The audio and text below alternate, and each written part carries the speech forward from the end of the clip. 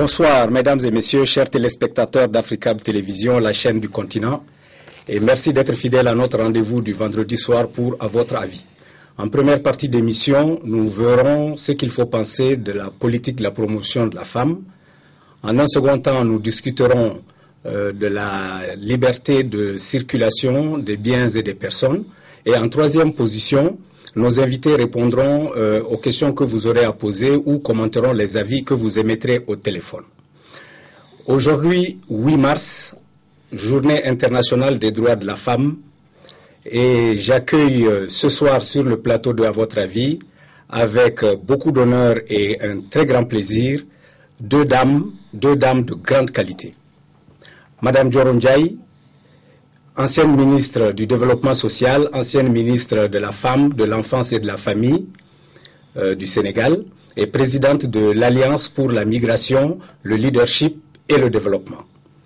Madame Bari Bibata Nyandou, ancienne ministre de la promotion de la femme au Niger, avocate et coordinatrice du Salon international pour l'artisanat de la femme. Mesdames, bonne fête et bonsoir. Merci. Merci beaucoup et bonne fête à vous aussi. Vous aussi. Merci. Merci.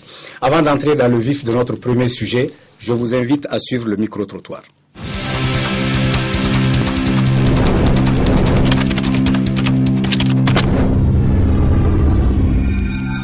Concernant mon pays qui est la Côte d'Ivoire, je dirais que la femme n'a vraiment pas sa place, la place qu'elle mérite.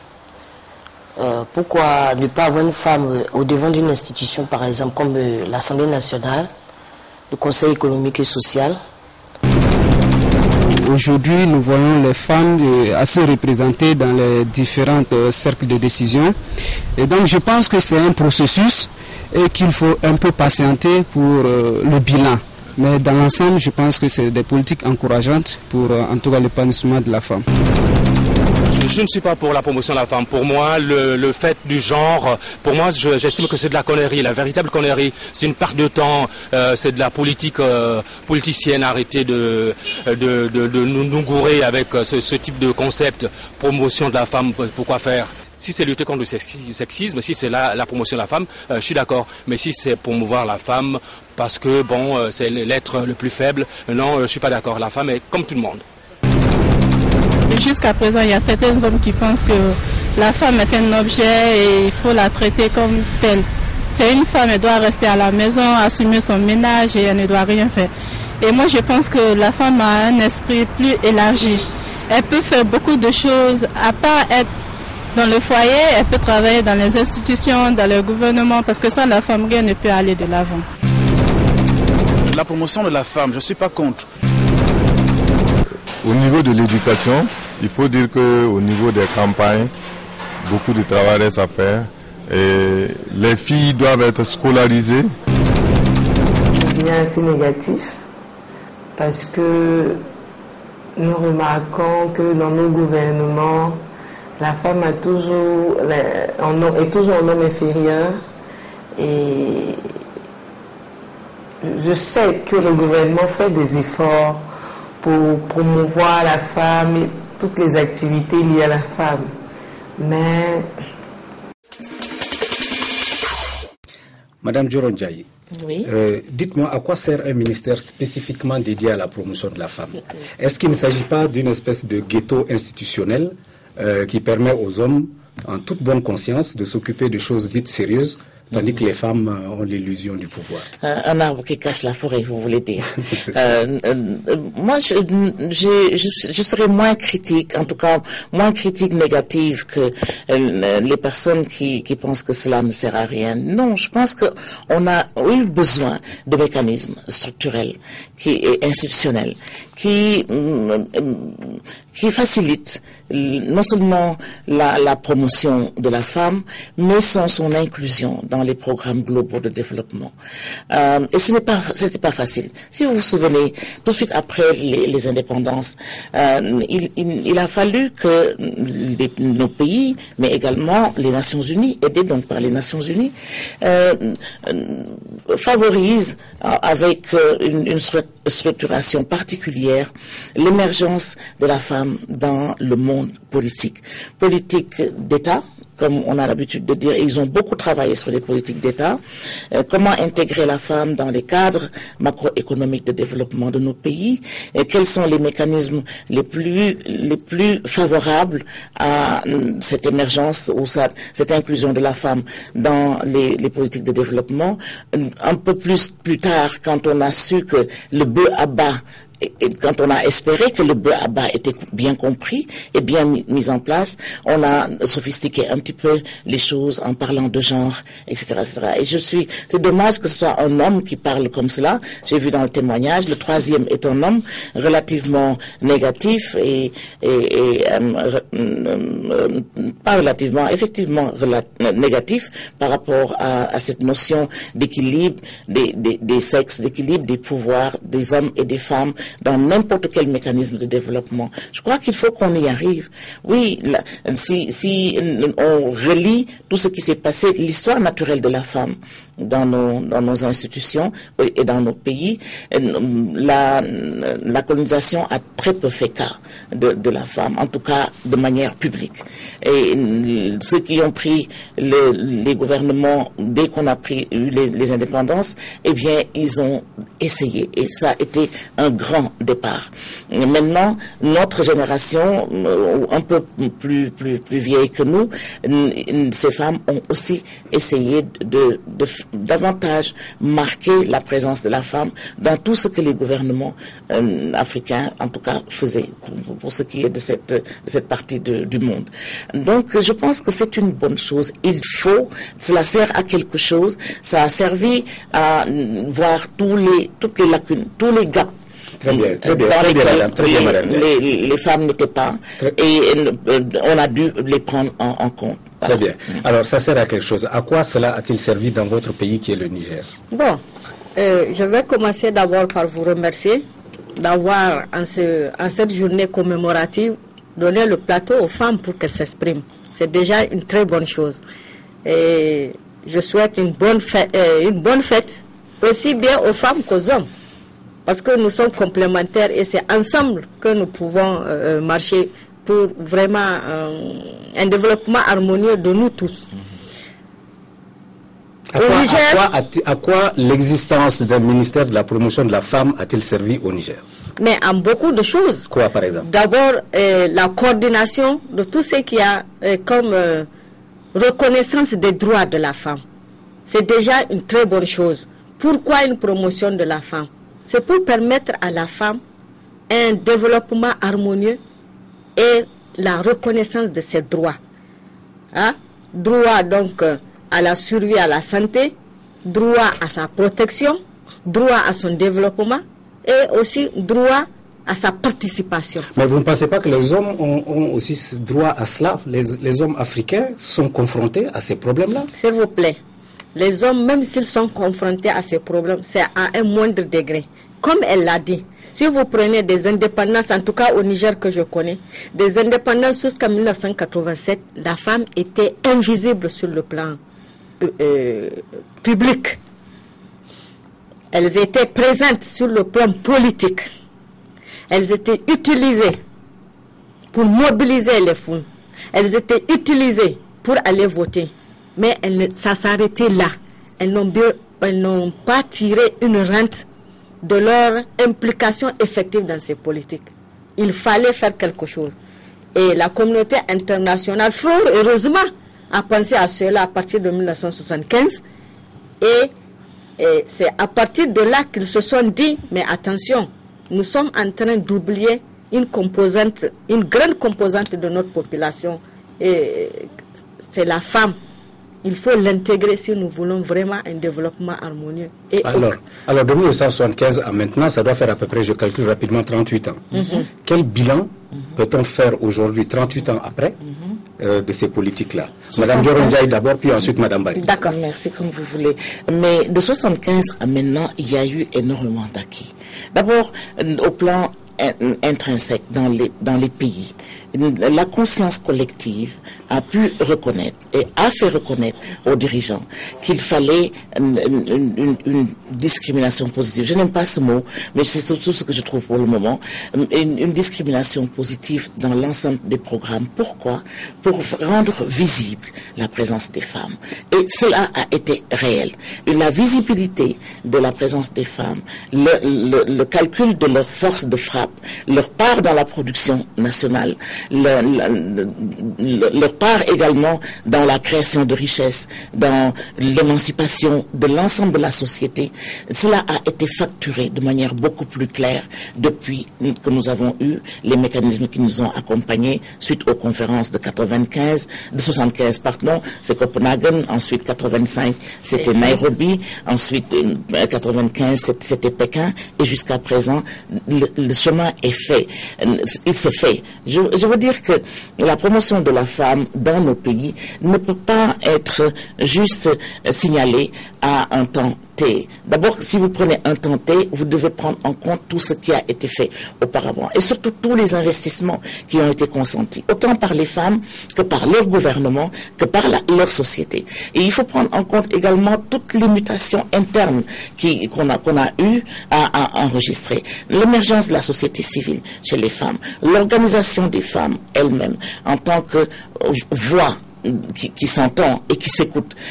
Tout cela a été travaillé de manière absolument admirable par toutes celles qui nous ont précédés et par nous-mêmes. Ça, moi je crois que la question même me pose problème, Monsieur Marico, parce que juste votre question me fait dire, mais est-ce que vous y croyez? Pourquoi vous n'y croiriez pas, moi, et encore moins moi? Il faut y croire, parce qu'il y a eu des avancées, même s'il y a des choses qui nous restent à faire et nous y reviendrons, mais la visibilité de la femme, la présence de la femme, sa contribution, comment elle est illustrée et comment nous assumons que nous sommes des femmes différentes des hommes, que notre manière de voir elle est différente, nos manières de percevoir l'éducation de nos enfants, c'est une chose, l'éducation de la petite fille, par exemple, la scolarisation de la petite fille, c'est quelque chose qui est réclamé depuis la nuit des temps, et pourtant c'est encore actuel. Ce sont des variables de commande, comme on dit. Si on veut une rupture dans nos sociétés et dans nos programmes, ce sont des variables de commande qu'il faut prendre en compte. Je me tourne vers vous, Madame Barry. Quel bilan peut-on faire? Moi, je dis que le bilan, il est positif. J'ai commencé par vous dire qu'on a fait abstraction de la femme jusqu'à une certaine date. Est-ce qu'on a pensé un seul instant? En Afrique, je vais commencer d'abord par l'Afrique. Alors, bien que le problème de la femme soit le même partout dans ce monde-là, on a pensé un seul instant qu'une femme va accéder à la présidence de la République. Et pourtant, c'est arrivé. Est-ce qu'on a pensé un seul instant qu'une femme sera Premier ministre? Même la France, la démocratie centenaire, n'a pas osé, ou même quand elle a osé, la femme n'a pas dépassé 6 mois en tant que Premier ministre. Oui, mais Madame Barry, oui, toutes les études sérieuses établissent que le visage de la pauvreté est féminin. Tout à fait, je suis d'accord avec vous. Alors, en quoi, dans ces conditions, le bilan positif dont vous nous parlez concerne cette femme-là? Et puis d'abord, qui c'est cette femme-là? Bon, la femme dont nous parlons, c'est toutes les femmes. J'ai l'habitude de dire, je ne veux pas qu'on fasse une différence entre moi, la femme urbaine, et l'autre, la femme rurale. Toutes les femmes sont des femmes. Et tous les problèmes des femmes, ce sont les mêmes. Que vous soyez en ville ou en campagne, la femme rencontre les mêmes problèmes. La pauvreté, c'est vrai qu'une femme sur 3 sont pauvres, mais c'est la raison pour laquelle, et justement, il y a eu la création des ministères de la promotion de la femme pour que certains problèmes soient pris en charge. Et la pauvreté, nous sommes en train de la combattre avec l'autonomisation des femmes et dans le cadre du développement. Oui. Madame Diaye, vous allez revenir sur la pauvreté, mais l'autonomisation des femmes, ça veut dire quoi exactement? L'autonomisation des femmes, c'est la liberté des femmes. C'est la manière dont les femmes prennent à bras le corps les problèmes auxquels elles sont confrontées tous les jours et qu'elles cherchent et trouvent solution à ces problèmes-là. Voici l'autonomisation des femmes. Vous êtes des femmes autonomes, par exemple, vous deux? Moi, je le suis. À mon âge, vous savez, si j'étais pas autonome, ce serait dramatique. Dramatique pour moi et pour mes enfants et pour ma société. Mais je veux dire que des femmes beaucoup plus jeunes, des femmes qui ont été ou à l'école ou qui ont été alphabétisées assez pour pouvoir se prendre en charge. Oui, ce sont des stigmates d'autonomisation et il faut savoir les suivre. Hier, dans un débat que nous avons eu à Maïcha, on nous a donné l'exemple de deux femmes, une burkinabé et une nigérienne, qui l'une était vendeuse d'eau au départ, l'autre parce que sa mère a été répudiée parce qu'elle ne faisait que des filles par son père. Elle a récupéré sa mère et toutes les filles qui sont issues du ménage de sa mère, et elle est en train d'en faire des femmes de talent, des femmes éduquées, instruites dans n'importe quelle langue ou dans n'importe quel secteur et système, et ce sont des femmes qui sont en train d'être éduquées pour se prendre en charge. Voici l'autonomisation des femmes. L'autonomisation des femmes également peut être illustrée par le travail effectué par les groupements de promotion féminine tous les jours dans votre pays, comme dans le mien. Il y a des femmes qui partent d'absolument rien, mais à qui on donne assez de capacité en alphabétisation, on donne assez de capacité pour qu'elles sachent calculer, assez de capacité pour qu'elles puissent comparer. Ça me convient, ça me convient pas. Ça, je suis capable de le faire, ça, je ne suis pas capable de le faire. Et elles sont en train de faire leur chemin. Et toutes ces femmes, Monsieur Marico, elles contribuent à lutter contre la pauvreté. C'est vrai que les femmes, on dit que la pauvreté a un visage féminin. Mais c'est juste, je crois, une manière de dire et une manière de secouer le baobab pour que l'on puisse se focaliser davantage sur les femmes. Mais les hommes aussi. Il y a des hommes extrêmement pauvres. En réalité, ce sont tous nos pauvres qui vivent en dessous de $1 par jour qui sont classés là. Et c'est pas seulement des femmes, c'est des hommes et des femmes. Mais parce qu'il s'agit de faire le choix, d'investir chez la femme, de secouer notre société pour que les gens voient comment la femme vit et comment elle essaie de s'en sortir. Et c'est pour ça qu'on dit que la pauvreté est féminine. Mais également, on parlera de cela plus tard, la migration aussi, oui. Elle prend un visage féminin. On va y arriver, Madame Diaye. Madame Barry. Oui. Supposons qu'une jeune femme africaine, rurale, célibataire, non scolarisée et sans formation professionnelle vienne vous voir, vous qui avez été ministre de la promotion de la femme, et vous dise « Je veux des conseils pour l'orientation de ma vie de femme ». Vous lui dites quoi? Mais je vais lui donner les orientations qu'il faut. C'est d'ailleurs la raison pour laquelle j'ai dit des politiques de promotion de la femme ont été élaborées par tous nos pays.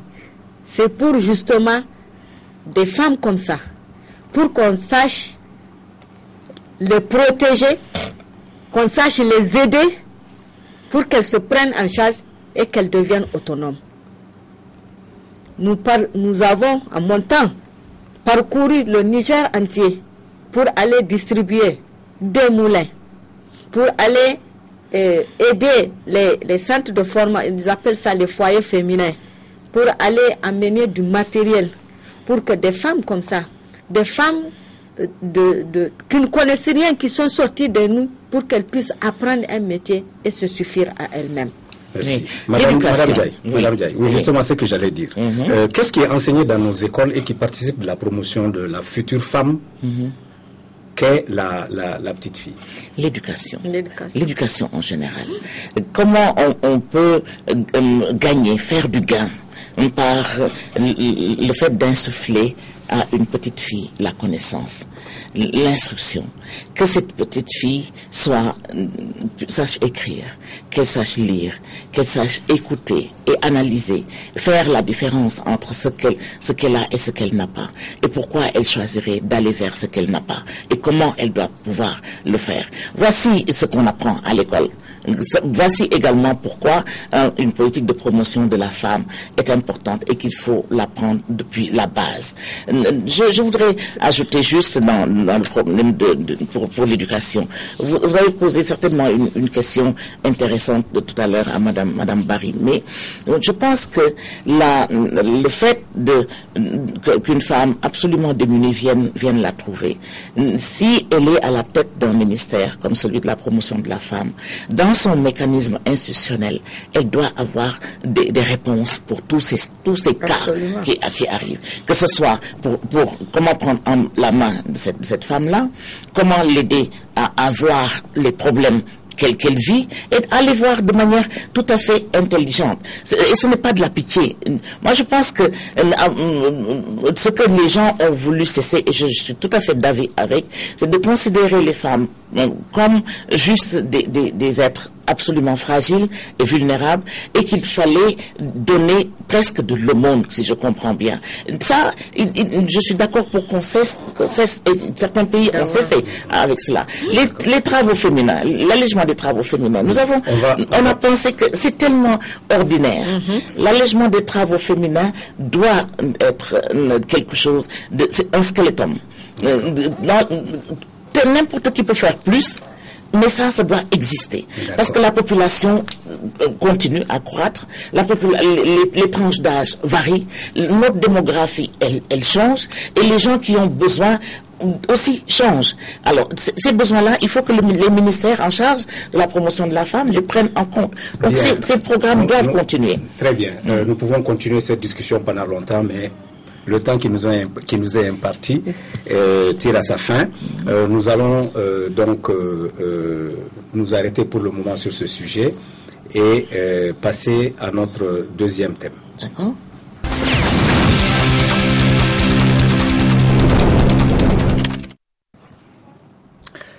La libre circulation des personnes et des biens sur le continent africain.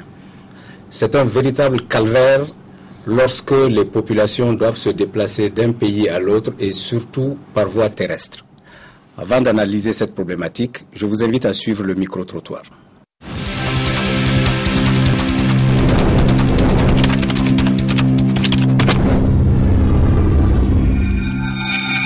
L'intégration sous-régionale, moi je pense que c'est une réalité parce que aujourd'hui, pour qui connaît l'histoire entre le Mali et le Sénégal, nous partageons les mêmes cultures, les mêmes valeurs. Et aujourd'hui, le fait de me retrouver ici à Dakar pour une étude de master en com, ça me réconforte dans l'idée que l'intégration est bien possible. Je pense que c'est loin d'être une réalité, c'est encore un peu comme un mythe. Tout récemment, il y a eu un procès au tribunal de Libreville des ressortissantes de la Guinée équatoriale qui ont juste traversé la frontière pour se retrouver au Gabon pour faire des opérations. Ces équato-guinéennes ont été condamnées au Gabon pour entrée illégale dans le territoire. Oh, c'est encore une Arlésienne connaissant les pesanteurs que l'on rencontre ça et là, notamment en Guinée équatoriale et au Gabon surtout, qui constituent de véritables forces d'inertie à cette intégration sous-régionale. Voyez-vous, il y a même des diplomates qui sont arrêtés à l'aéroport. Ça m'a été révélé au Cameroun. On ne voulait pas que je sorte de la zone internationale simplement parce que j'étais gabonais. Je suis camerounais, oui. Donc, on a quand même ce problème-là, ici au Gabon. Qu'est-ce qu'on vous dit, par exemple? Bon, on nous parle toujours mal. On est étrangers, on est camerounais. Bon, ça nous fait mal au cœur. Dans la sous-région, on peut voir la libre circulation des personnes et des biens, sauf au Mali. Sauf au Mali, pourquoi? Le fait qu'il ait quand même pris du retard partout, surtout les postes de sécurité. Si un poste de sécurité te demande de l'argent, de 5 000 à 10 000, et il n'y a pas un, il n'y a pas deux, il n'y a pas trois, il y a plus d'une vingtaine de postes. Et c'est pas du tout facile. Ici, on est comme chez nous en fait. Oui, tout nous est facile, que ce soit la circulation, les véhicules de nos messages. On peut exprimer tout ce qu'on veut, tout ce qu'on pense, avec une grande liberté. Madame Diaye. Oui, monsieur. Circuler entre les États africains est d'une manière générale véritablement une pénitence. L'état des lieux indique les rackets, l'extorsion de fonds, les violences psychologiques et parfois physiques, le harcèlement sexuel, la confiscation de biens, des pertes de temps inutiles, les tracasseries administratives à n'en pas finir, au vu, au su de tout le monde dans l'impunité. Tout à fait. 38 ans après la création de la CEDEAO, où est-ce qu'on en est en matière de liberté de circulation des personnes et des biens? Est-ce que les États africains veulent réellement de l'intégration? Écoutez, si vous voulez mon avis là-dessus, et c'est le cas de le dire ici sur le plateau, je crois qu'ils pourraient mieux faire. S'ils voulaient réellement l'intégration économique sous-régionale, ils pourraient mieux faire et plus rapidement. Je veux dire que la libre circulation des personnes et des biens, en tout cas pour ce qui est de la libre circulation des personnes, parce que cet aspect est très en retard sur l'autre aspect des biens. Quand les États ont besoin effectivement de faire circuler des biens, ils trouvent les voies et moyens pour faire circuler ces biens dans l'espace qui est attendu. Mais pour ce qui est des personnes, vous le savez autant que moi, tous nos pays de la CEDEAO, je dirais même de l'Afrique de l'Ouest, parce que je mettrai la Mauritanie là-dedans, ont signé des protocoles. En particulier ce protocole de 79 qui fixe les règles soit de mobilité, soit d'établissement, soit de résidence dans l'espace de la CEDEAO. Mais là où le bas blesse, c'est que ceux qui ont signé eux-mêmes ces textes ne l'appliquent pas correctement. Ils ne l'appliquent pas correctement, soit ils ne sont pas au courant, et je parle aux officiers qui sont en charge de la gestion, par exemple aux frontières, de la gestion en général de cette libre circulation. Ces officiers même ignorent les différents textes. Et je vous donne un exemple. Si vous donnez votre carte d'identité, puisque dans les textes, il est prévu que l'on puisse circuler avec un document de voyage. Le document de voyage peut être la carte d'identité ou le passeport. Certains pays spécifiques, ils veulent le passeport parce qu'ils veulent mettre leur tampon, et sur la carte d'identité, la plupart du temps, on n'a pas d'espace pour le mettre. Qu'à cela ne tienne. Mais une fois que on est d'accord sur que le document de voyage, c'est soit une carte d'identité, soit un passeport, eh bien, je ne vois pas pourquoi, dès qu'il y a un contrevenant, que cela fasse un drame. Mais on peut très bien simplement dire à la personne qui détient une carte d'identité avec elle et qui n'a pas de passeport que c'est correct. Vous avez le droit de vous déplacer dans l'espace de la CEDEAO avec votre carte d'identité, mais pour nous, spécifiquement, notre pays veut que ce soit un document de voyage sur lequel nous pouvons marquer notre adhésion à votre rentrée ici. Ça, c'est une chose. La deuxième chose, c'est que les personnes qui migrent également, qui sont mobiles, ne connaissent pas leurs droits. Je parle en particulier des femmes, parce que ce dont vous avez parlé tout à l'heure, non seulement c'est des tracasseries, mais c'est des violences inouïes chez les femmes. Oui, il y a toute cette corruption tout au long du parcours, et un de vos enquêtés l'a dit, mais en plus de cela, c'est que les femmes elles-mêmes, ou même certaines personnes, dès que un homme en tenue ou une femme en tenue, puisque maintenant les deux sont capables de gérer ce secteur, eh bien, vous demande votre pièce d'identité. Le premier geste que vous avez, c'est de mettre de l'argent entre et de donner. C'est une faute. C'est leur faute. C'est pas normal. Très bien. Je vais poser à Madame Barry ma question suivante. Vous qui fûtes commissaire de police, directrice de police judiciaire au Niger, avocate maintenant, mais surtout activiste de la société civile, qu'est-ce que les organisations de la société civile font précisément pour rendre effectif la libre circulation des personnes et des biens? Qu'est-ce que la société civile fait? Bon, vous savez, ce que fait la société civile, c'est de faire connaître à ces hommes et à ces femmes leurs droits. Le problème qui se pose, c'est qu'il existe des textes et les gens ne connaissent pas ces textes-là. Mais pourquoi les gens ne connaissent pas ces textes? Parce que tout simplement... Que font les États, que font les sociétés civiles? Tout simplement, les États qui ont signé ces textes-là, qui ont adhéré à ces traités, n'ont pas pris la peine de les vulgariser. Ça, c'est un problème. Pourtant, c'est facile de vulgariser ces textes-là. Oui, vous le dites. Maintenant, c'est la société civile qui s'est substituée à ces États pour faire la sensibilisation par rapport à ces droits-là. Ça, c'est un.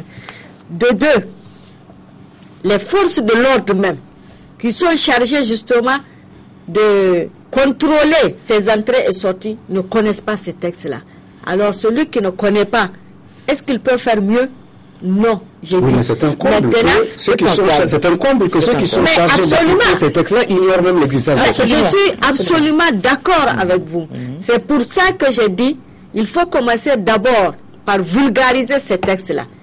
Commencer d'abord par former les agents, ceux qui sont chargés de l'application de ces textes-là. D'abord, c'est quand je connais que je pourrais mieux les appliquer. Oui, mais ils vont dire qu'ils n'ont pas d'argent, ils n'ont pas de possibilité, parce que pour former quelqu'un, il faut réunir le groupe.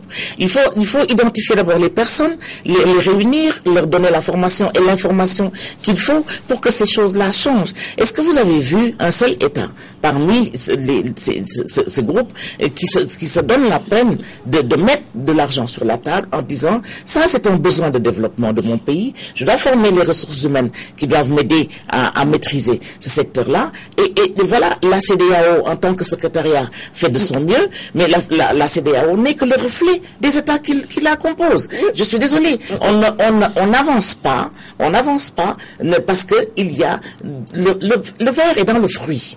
Si je veux m'exprimer comme cela. Tous ceux qui doivent intervenir dans ce secteur, soit ils mettent la tête dans le sable parce qu'ils ne veulent pas voir la réalité, ils signent les documents quand il s'agit de sommets ou de réunions ministérielles, et une fois qu'ils sont rentrés, c'est terminé. Oui, mais justement, moi je pense que quand les États prennent des responsabilités de ce genre, ils doivent se donner les moyens de parvenir donc à des résultats positifs. D'ailleurs, concernant la libre circulation des personnes et des biens, Soumaïla Cissé, M. Soumaïla Cissé qui était à l'UMOA, il a été obligé de dire que c'est la seule politique qui n'a pas marché. Pourquoi? Tout simplement parce que il y a ces tracasseries. Parce que tout simplement, les gens n'ont pas su former les personnes chargées donc de ces textes-là, et ils sont en train de faire n'importe quoi. Et il y a aussi le problème, il faut le dire, de la multiplicité de plusieurs administrations sans aucune coordination au niveau de nos frontières. Est-ce que tout ça c'est pas fait exprès? Est-ce que c'est pas fait exprès? Non, c'est pas serait dommage. Ce serait dommage que nos États laissent faire des choses que c'est fait exprès. C'est ça. Ce serait dommage. Mais ce que je voulais dire, ajouter à ce que ma sœur a dit, c'est que les politiques qui essaient de régler ce problème-là ne sont pas partagées. Si elles existent, elles ne sont pas partagées. Et que gérer une frontière, d'abord, il ne fait aucun doute que nos frontières sont poreuses. Aucun pays n'a les moyens. Regardez, entre le Mali et le Burkina, le Mali et le Niger, combien de kilomètres de frontières vous avez? Il y a des postes frontières terrestres où la personne travaille avec un appareil mobile, un téléphone mobile et une bicyclette pour entrer. Mais comment voulez-vous que l'on fasse les choses correctement? Quand maintenant il y a quelque chose de concret, c'est-à-dire il y a un building, il y a un bâtiment où à la frontière, par exemple, entre le Sénégal et la Gambie, où les officiers d'immigration gambiens sont à côté des officiers d'immigration sénégalais, au lieu d'être ensemble et de gérer ensemble, faire circuler l'information, faire circuler même la compétence partagée, que ce soit l'officier d'immigration de santé, en santé, l'immigration, l'officier d'immigration pour les douanes, etc., etc. Et entre parenthèses, un pays nous a répondu en disant que les douaniers ne sont pas des officiers d'immigration, donc ne les mettez pas dans vos groupes de formation. Vous voyez l'écart qu'il y a dans ce qu'il y a et les difficultés auxquelles nous sommes confrontés chaque fois que nous y travaillons. Donc, mais lui et moi est en train d'expérimenter la gestion de ces frontières juxtaposées. Et entre le Sénégal et le Mali, entre le Ghana et le Burkina et le Togo, je crois. Tout à fait. Ça fait des mois. Nous arrivons malheureusement à la fin du temps qui nous est imparti. Oh mon Dieu. Voilà, nous allons passer aux appels téléphoniques, mais qui vous permettront aussi de réagir sur les deux sujets. D'accord. Très bien.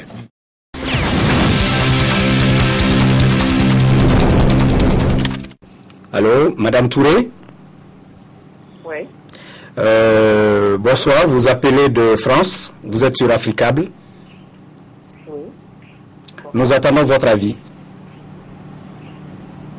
Je vous remercie d'abord de m'avoir invité. J'interviens donc pour l'association Avoudiali, qui est l'association des femmes professionnelles africaines en diaspora.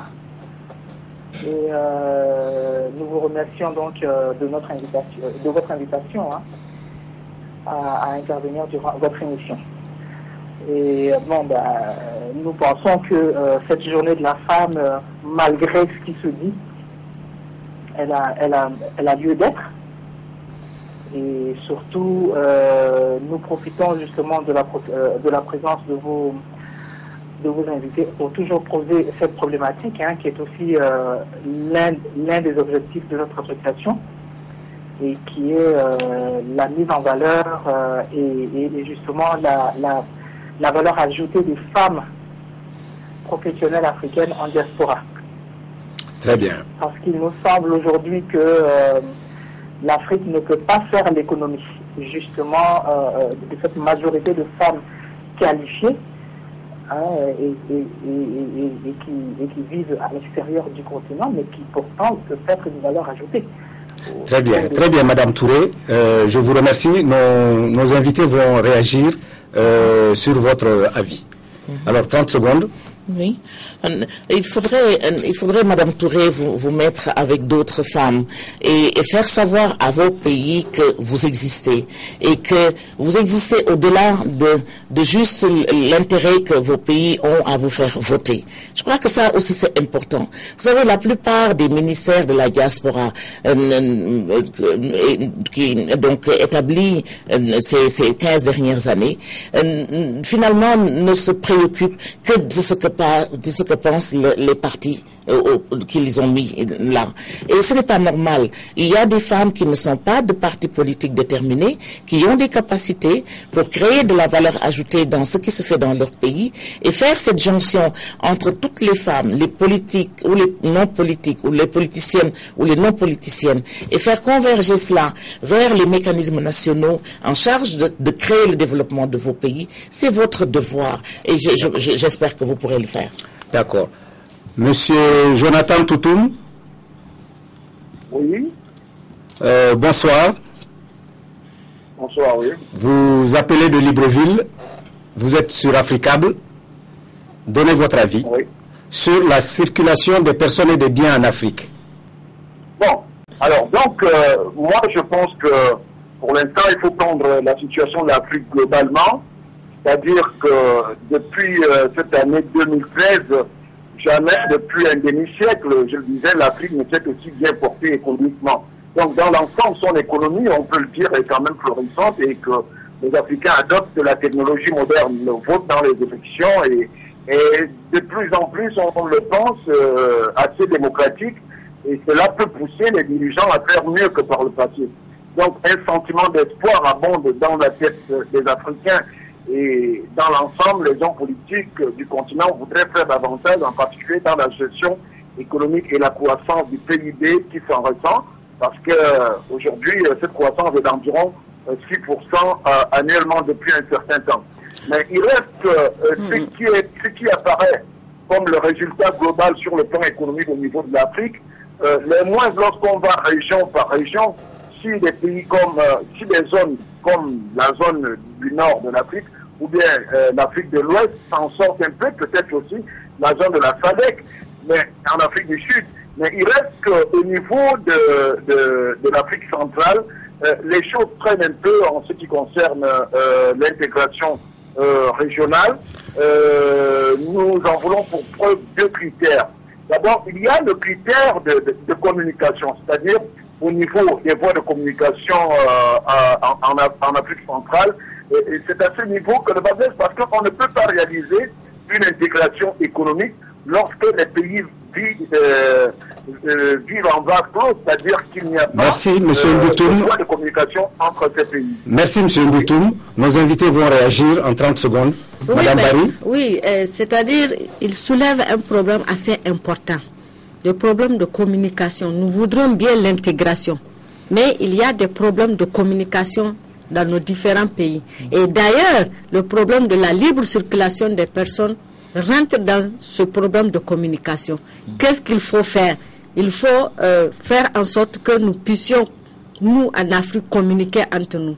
Et il faut aller, il l'a dit, vers une ère nouvelle, des nouvelles technologies.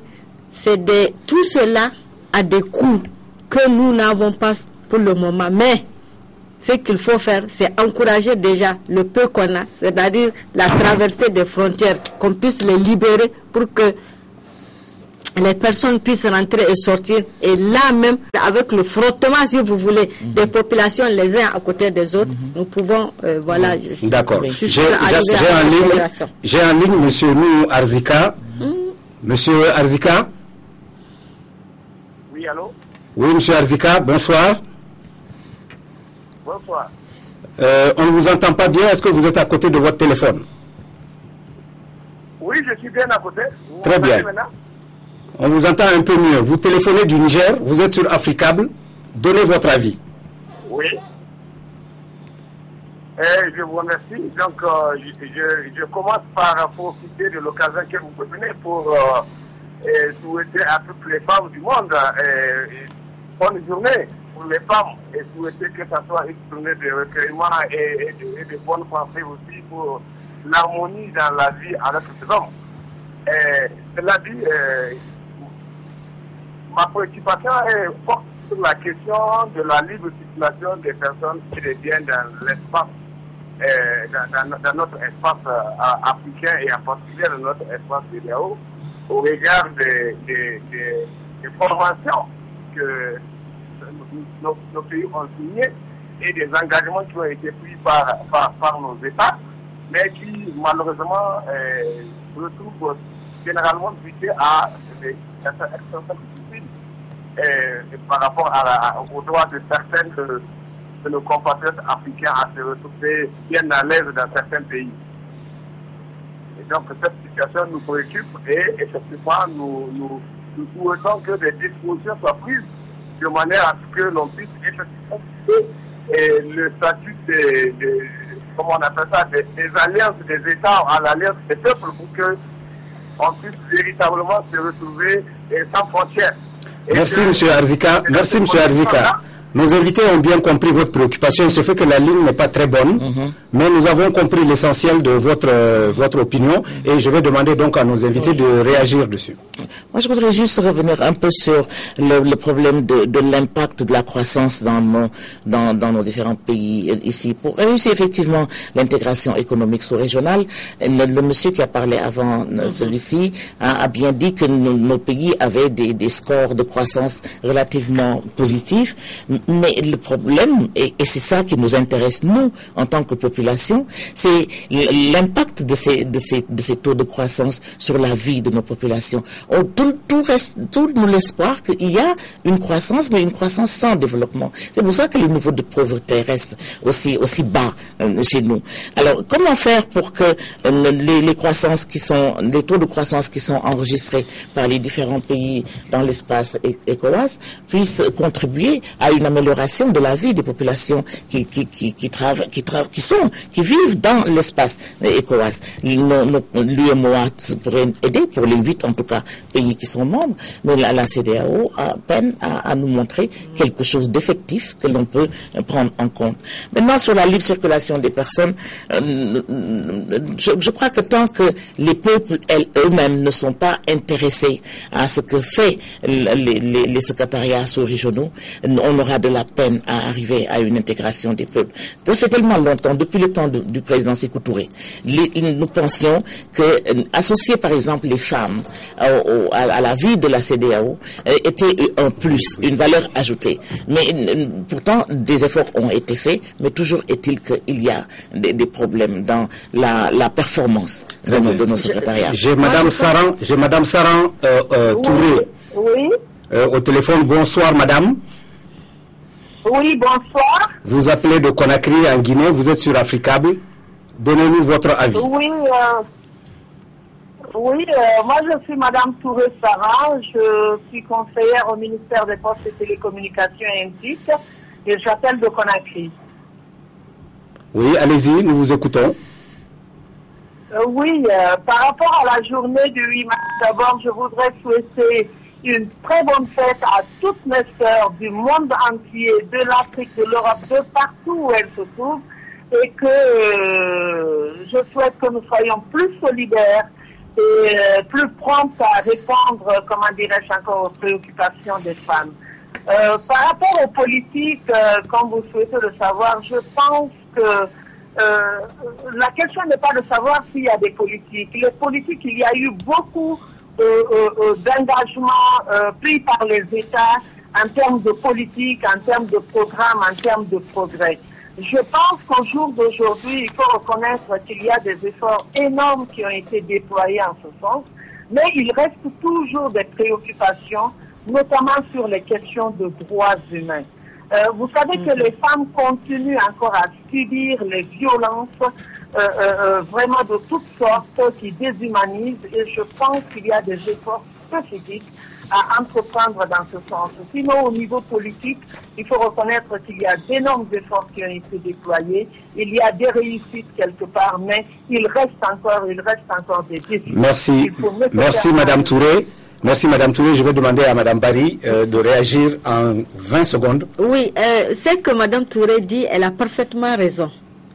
Mais on ne peut pas tout faire en une fois. Il y a eu des progrès, certes, mais il y a des écueils qui restent. Elle a parlé de violence. Effectivement, dans la plupart de nos pays, il y a des lois qui ont été élaborées pour lutter contre les violences faites aux femmes.